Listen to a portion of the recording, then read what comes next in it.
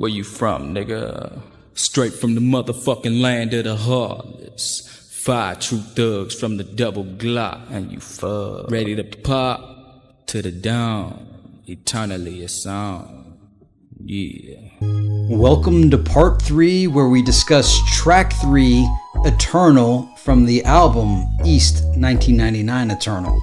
This is a song that I know is beloved by all, but I feel that when it comes to getting the props, getting the accolades, getting the mentions, it's almost as if it gets forgotten because people say the name of the album, E.1999 Eternal, and they don't go out of their way to mention the track itself, Eternal, but whereas they will discuss the song E.1999 and give that praise, but the song Eternal itself, it feels like it gets skipped over when it comes to the praise. I'm not saying people don't like it. I'm just saying I don't see people talk about it enough.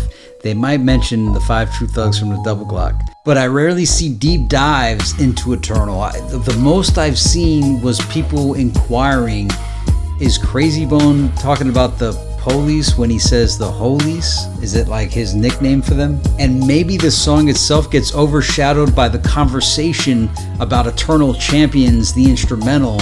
And perhaps it's because every song on Eternal is phenomenal that it's like, well, how many songs can I talk about in a single conversation there, Lippy? Yeah, touche.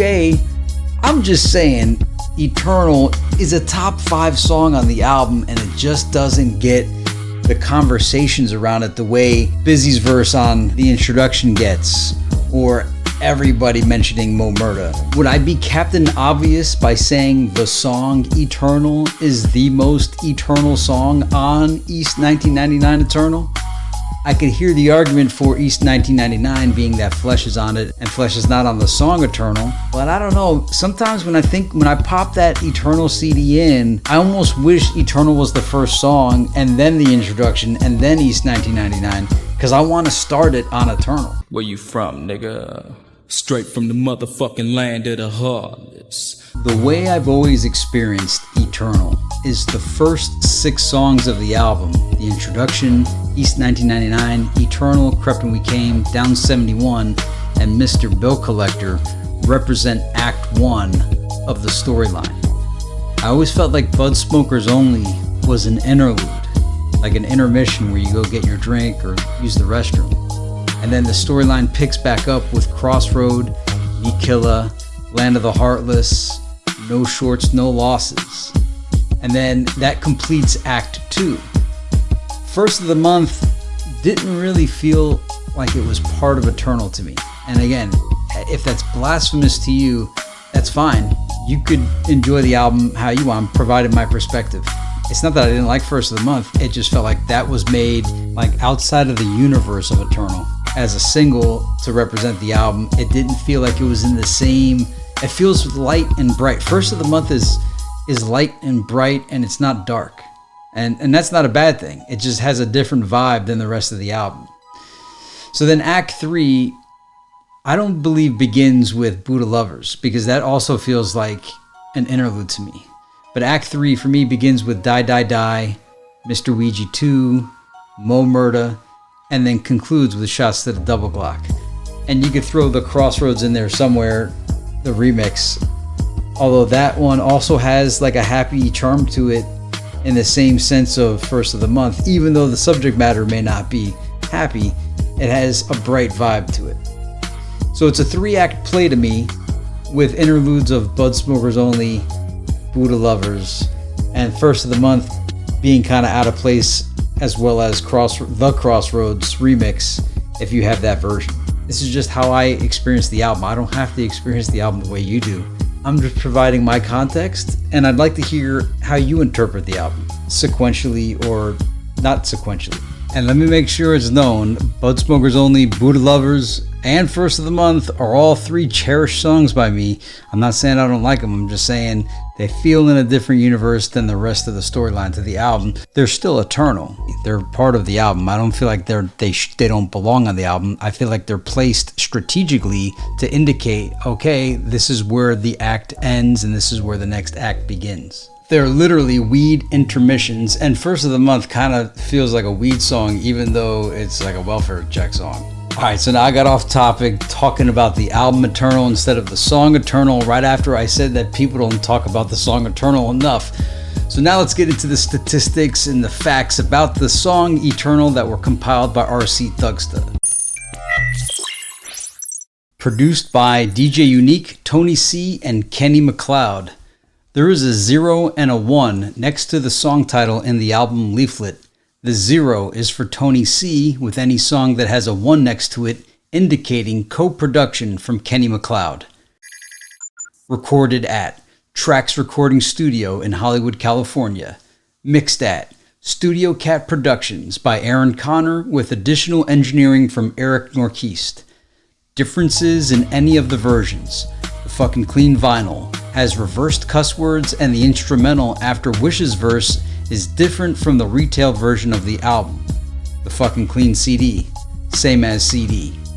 Edited version, same as fucking clean, it seems.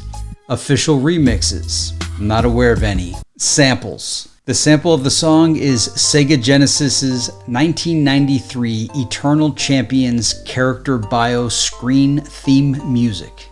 Hidden cool finds. Fans of the video game Eternal Champions have found it depressing as all 9 of the fighters are already dead. They are resurrected by a divine being, the Eternal Champion, fighting in a tournament to prove who is the strongest warrior that can restore balance to the world. The Eternal Champion can only regenerate the life of one individual who then returns to their life moments before their untimely death, with the opportunity to change their fate and that of the world forever. Now we will revisit this when we talk about CROSSROADS in a future episode. The Boneyard. Chill with me, roll to the boneyard, hit that hydro. That's where I went there, that's where I went there. Well, I really keep that high on. Busy mentions roll to the boneyard, hit that hydro. And Bone has mentioned in interviews that the boneyard was a literal place. Possibly the lot on 99th Street where they rapped and harmonized songs like Get a Wine over Burning Barrels. Mysteries. You guys are not going to believe this. The song ends with a sneeze.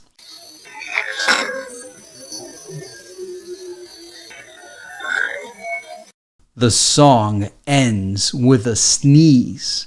What are those sounds at the end of the song supposed to be anyway? Computerized birds and nature?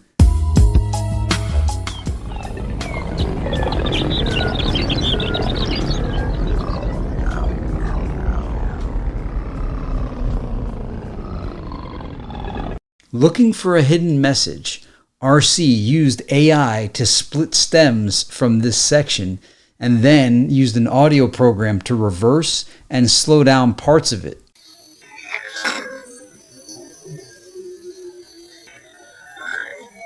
He found masked underneath this weird ending to the song what sounds like someone sneezing in the studio, followed up by a groan and somebody briefly talking. He doesn't believe this to be AI artifacts. AI is pretty popular now if anyone wants to give it a shot themselves. Was this an inside joke snuck into the track? Feel free for anyone to reach out to Unique, Tony C, Kenny McLeod, or even Aaron Connor to ask them about the mysterious sneeze at the end of the song Eternal. ASCAP.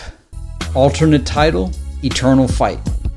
Flesh is labeled not as a writer, but a performer of the song, and other entries don't appear like this. Kenny McLeod is credited in the album booklet with a 1 next to the song title, but is not credited by name nor on ASCAP. Lyrics examination. Lazy's verse is about street stories. He mentions the chain gang. Niggas that fell off, they thought they can hang. Get enough slang, try to fuck with a chain gang. Bang! Straight landed a heartless. With a thugs be thinking on execution. Straight prosecution. Little Lego buck and strong confusion. Which, if you recall our interview with Silky Fine, she mentioned that was like their group. Like a clique that they had. Bone Thugs and Harmony and GBM. Actually, when they came to LA, we start calling ourselves the Chain Gang. Chain Gang remaining the same. Me and my homegirl Silky Fire. Like they really talked about us in their raps because we were an influence on the Bone Thugs and Harmony career. Wow, like, that Chain Gang thing is amazing. Yeah, that was us. We were like, that was our crew. GBM and Bone Thugs and Harmony, we was the Chain Gang. Wow. Busy Bone named me Little Ripstress. Yeah. Because he was Little Ripster. And he was like my baby brother. Like we have a... And Lazy also mentions the Chain Gang on a couple other songs, most notably Thuggish Ruggish Bone. Niggas that fell off, they thought they can hang. Get enough slang, try to fuck with a chain gang, bang! Busy's verse. In Busy's verse, he mentions the Boneyard. Come on and follow me, holla points now, pal. Pulling their body underground, put them in the grave, they lay way down. Clear, stay down. I'm one of the thuggest motherfuckers in your city. And a bitch strap pack, ride, ready, bit pap pap. In broad daylight, you with me, roll to the bone, don't hit that hydro. That's where I wear bear, that's where I wear sail. Well, I really keep that high on my mind. Ride to the dogs that feel the darkness. E.1999, mind the thugs, I love some heartless shit. Follow the night ride, follow me, come inside. You can rumble on this paper live. Where, oh where, is the Boneyard? Crazy's verse, he jumps a fence again at 95 and where? They come, they gun, they run for the popo, jump the fence at 95th and 9. Nigga, let's roll some shit, let's smoke out, think for a minute with them, that's still a popo, back up, off, man, nigga, man, fucked up now. Little Johnny screaming out 6'5", is that 65th Street? Is that drinking at a bus stop? What is 6'5"? Little Tommy screaming out 6'5". That's when they jumped up, I'm out now. Little nigga playing with them holy sit the click, get him up with Big Bird run check, nigga need some weed. It's funny, I ain't got no money, nigga put me down. Swing to the bus, I swoo some bills, but they don't drink, but it's for me choose. Fuck these niggas with nothing to lose. Bone has stories for days, and Rod J gets a shout out in the verse. Wish's verse, basically street stories.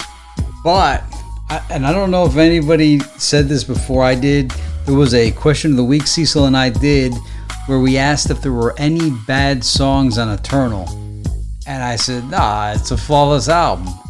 But if we're nitpicking and we're looking for something that could possibly be out of line or not perfect, I pointed out that at the end of Wishbone's verse, his verse abruptly ends and there's about a measure or two of just blank space where it's just the instrumental playing.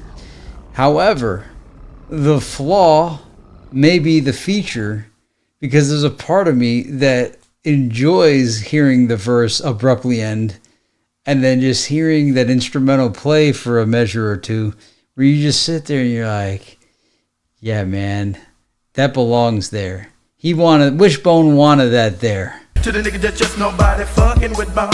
Swang with a click, I claim it's on it. Johnny left flow style, nigga, that's Bone.